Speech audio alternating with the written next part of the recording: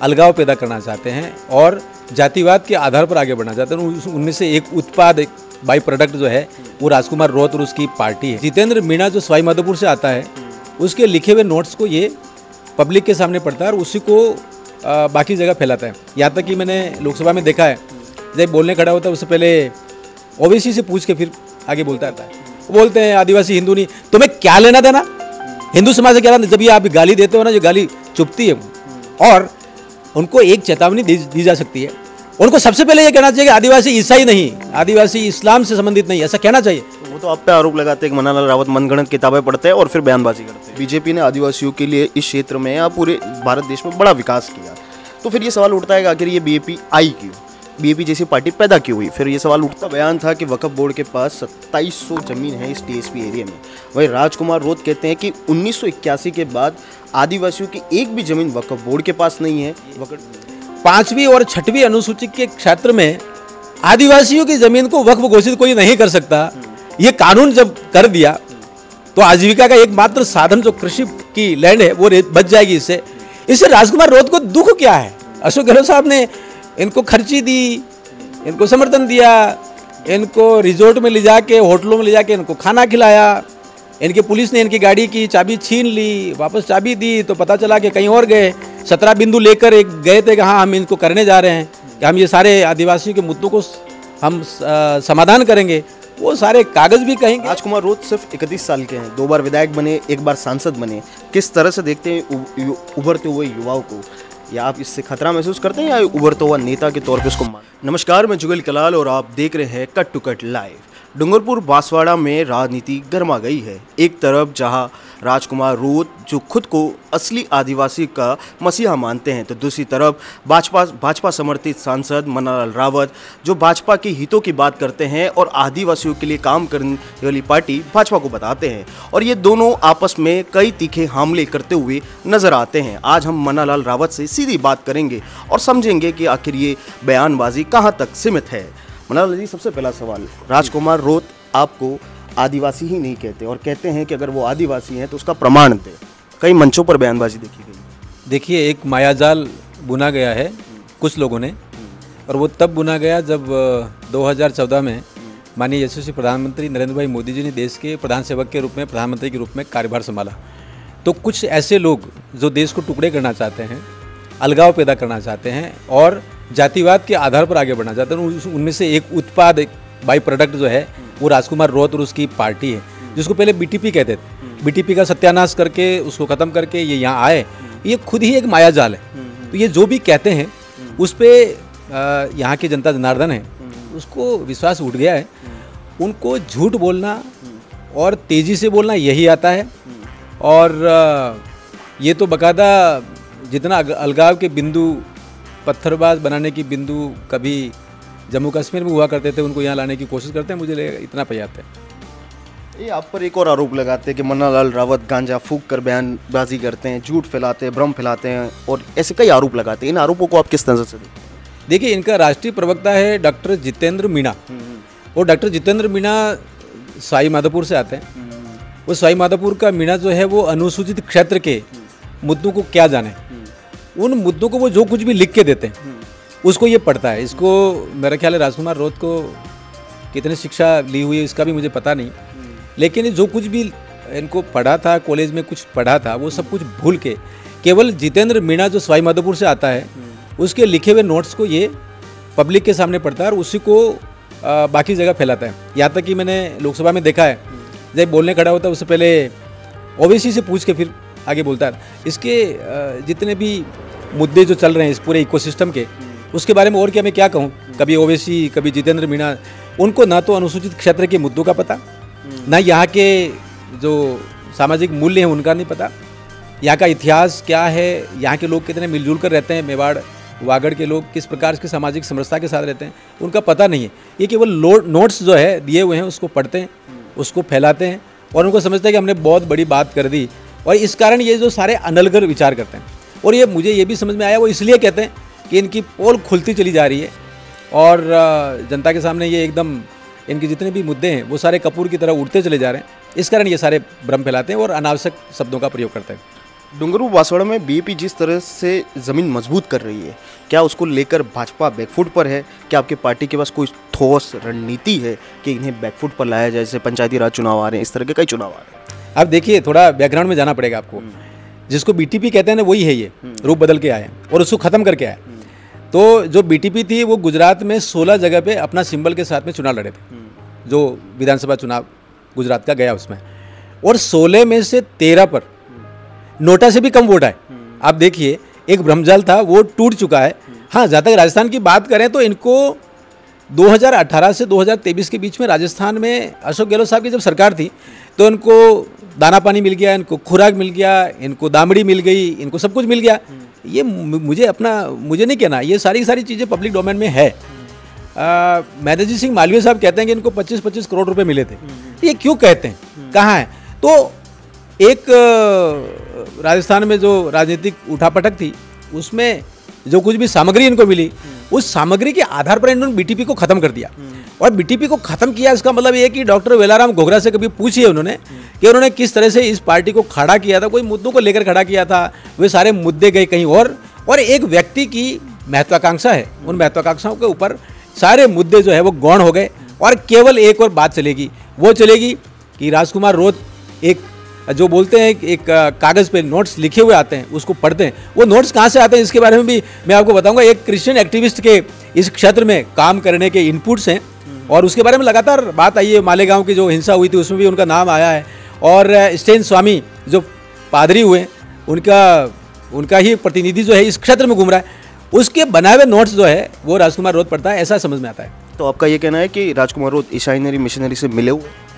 सीधी बात है, जो हिंदू समाज को गाली देता है, भारत के संविधान को नहीं मानता है और केवल अलगाव की बात करता है, और वो भी तब, उनकी उत्पत्ति भी तब हुई जब नरेंद्र भाई मोदी हिंदू सम्राट के रूप में, भारत के एक ऐसे नायक के रूप में काम कर रहे हैं जो सबका साथ, सबका विकास, सबका विश्वास और सबका प्रयास के आधार पर चलते हैं। जो हिंदू है वो सबको जोड़कर चलता है, और जो अलगाव पैदा करता है वो कौन है? मज़ेदार बात ये भी है कि इनका जो राजनीतिक दल है वो केवल हिंदुओं को टारगेट करता है। वो बोलते हैं आदिवासी हिंदू नहीं, तुम्हें क्या लेना देना हिंदू समाज से, क्या लेना? जब ये आप गाली देते हो ना, जो गाली चुभती है। और उनको एक चेतावनी दी जा सकती है, उनको सबसे पहले ये कहना चाहिए कि आदिवासी ईसाई नहीं, आदिवासी इस्लाम से संबंधित नहीं, ऐसा कहना चाहिए। लेकिन वो नहीं कहते, वो उनके साथ गुड्डी गुड्डी खेलते हैं और उनके साथ एक गेम खेल रहे हैं। और ये गेम क्या है इसके बारे में कांग्रेस के नेतागण संकेत किया करते हैं। वो लगातार इस तरह की चीज़ें चल रही हैं। ये पूरा एक पारितंत्र है, इकोसिस्टम है, और जिसमें एवांजिकल फोर्सेज भी कह सकते हैं और रेडिकल इस्लामिक जो एलिमेंट है उनको भी कह सकते हैं। भोले वाले लोगों को पता नहीं इसकी तरह। तो आदिवासी हिंदू नहीं है, इस बयान को आप किस तरह से देखते हैं? क्योंकि काफ़ी मुद्दा उठ रहा है ये कि आदिवासी हिंदू नहीं है। निश्चित रूप से ये मुद्दा सबसे पहले भारत में किसने उठाया था? ये मुद्दा उठाया था पादरी वेरियर एल्विन ने, महाकौशल में उठाया था उसने। और उसने एक आदिवासी लड़की के साथ जब निकाह किया था तब उसने उठाया था। उसने कहा था आज से मैं आदिवासी हिंदू नहीं है और आज से मैं एक नया धर्म अपना रहा हूँ जिसको आदिवासियत कहेंगे, आदिवासी धर्म अपना रहा हूँ। उसके बाद उन दोनों के बच्चे पैदा हुए, ईसाई क्यों पैदा हुए थे? जो ऐसा बोलता है वो धीरे से क्रमशः ले जाके पूरे समाज को धर्मांतरण की तरफ ले जाता है। ये ऐतिहासिक साक्ष्य है। ये डॉक्टर जे.के. बजाज की किताब में भी आया हुआ है, ये अरुणाचल प्रदेश के किस्से में भी है, ये एक ईशावाद नाम की जो पुस्तक है उसमें भी आया हुआ है। ये सारी चीज़ें हैं। तो वो तो आप पे आरोप लगाते हैं कि मन्नालाल रावत मनगढ़ंत किताबें पढ़ते हैं और फिर बयानबाजी करते हैं। देखिए, वो ईसाइयों की किताब पढ़ना पसंद करते हैं, वो अंग्रेजों की लिखी हुई किताबों पर विश्वास करते हैं। इसके अलावा वो ये मान के चलते हैं कि नहीं ये तो सही नहीं है। मुझे लगता है ये उनका भ्रम है और इस भ्रम को पाले हुए हैं वो, और इस भ्रम को कुछ एजेंसियां पोषित करती हैं जिनके बारे में लगातार इनपुट्स हैं। मैंने आपको एक क्रिश्चियन एक्टिविस्ट के बारे में बताया, तो बस उसी में बंधे हुए हैं।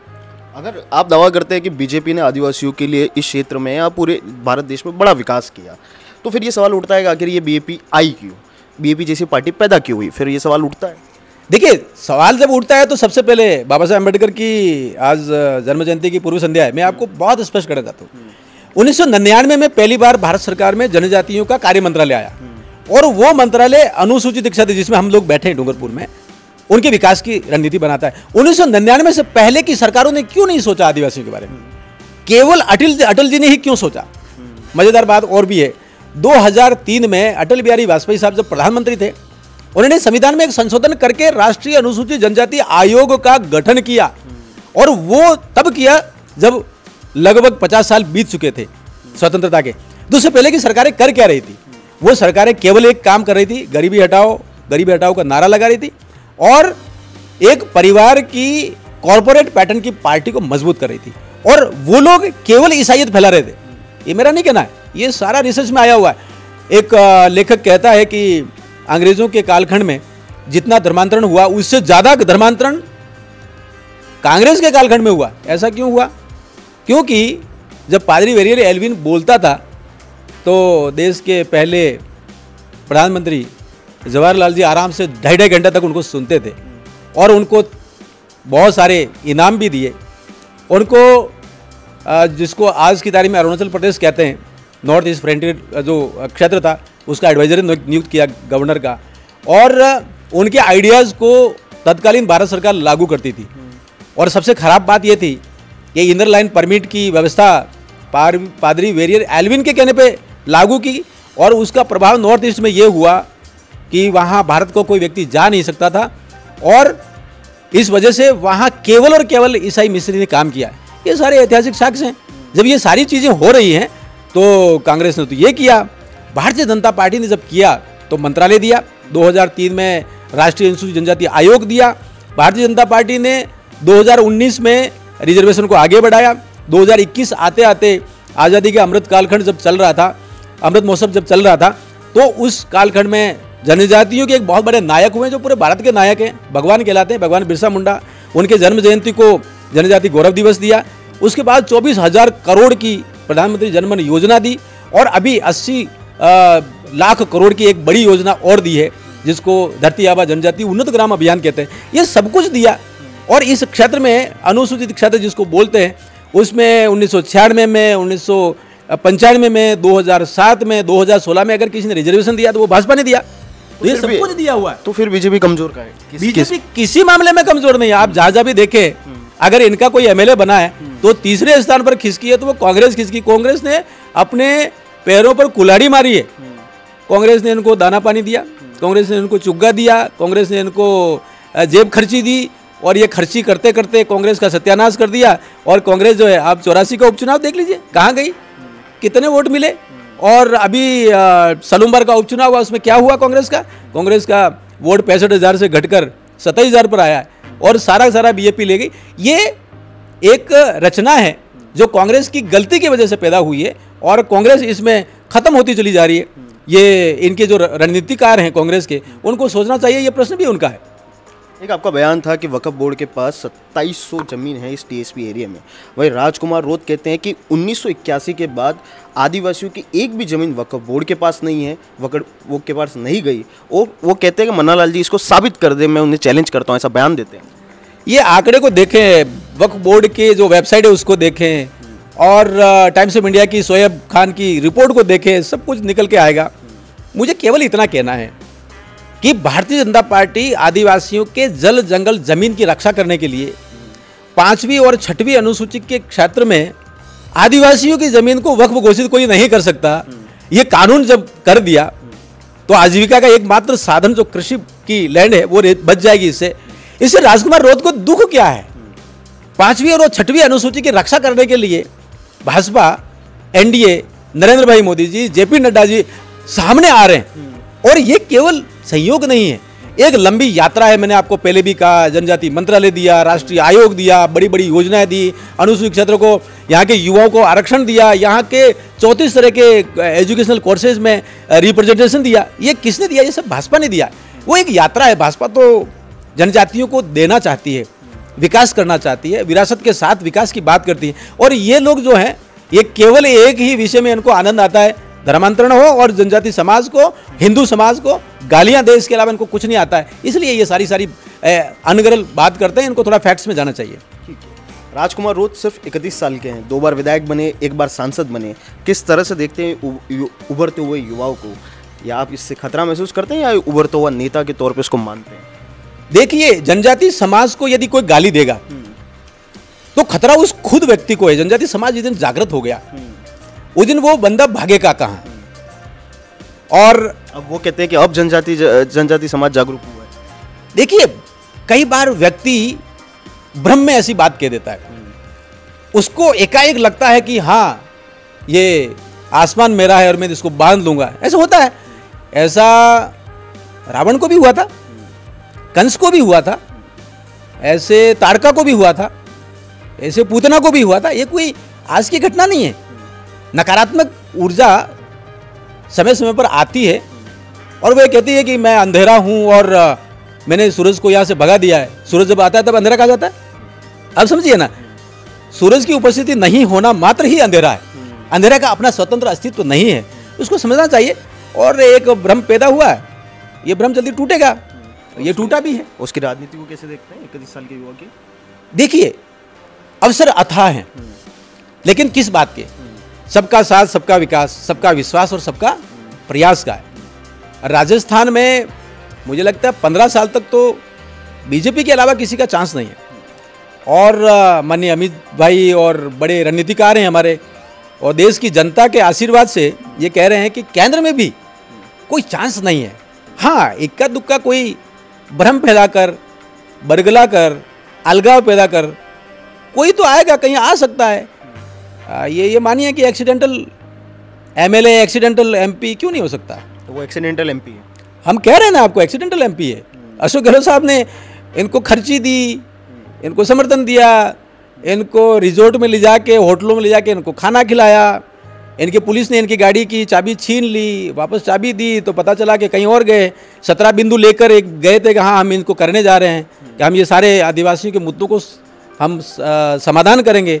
वो सारे कागज़ भी कहेंगे और ये केवल एक गाड़ी लेके चल रहे हैं और गलती से वो गाड़ी रतलाम जैसे स्थान पर गड्ढे में भी गिर रही है। मैं तो शुभकामना दूंगा सब कुछ ठीक ठाक हो, लेकिन किसी की गति जो है, प्रकृति का जो नियम है, उससे ज़्यादा नहीं होनी चाहिए। आप राजस्थान में राजनीति करते हो, झारखंड में जाके बीजेपी के एमएलए खड़े करते हो, सारे डूब जाते हैं। और ये सारे नाटक जो है ना, बहुत ज़्यादा दिन नहीं चलने वाला है। कम लोगों को ज़्यादा बेवकूफ़ बना सकते हो, लेकिन ज़्यादा लोगों को बेवकूफ़ नहीं बना सकता, ऐसा एक नीति वाक्य है। मुझे लगता है इतना पर्याप्त है। ये हमारे बीच में थे मन्नालाल रावत, जिन्होंने राजकुमार रोत और बीजेपी पर बड़ा हमला बोला और उन्होंने अपना पक्ष रखा कि बीजेपी किस तरह की राजनीति कर रही है। कट टू कट लाइव ऐसे आगे बढ़ता रहेगा और कई सारे इंटरव्यू करता रहेगा। देखते रहिए कट टू कट लाइव।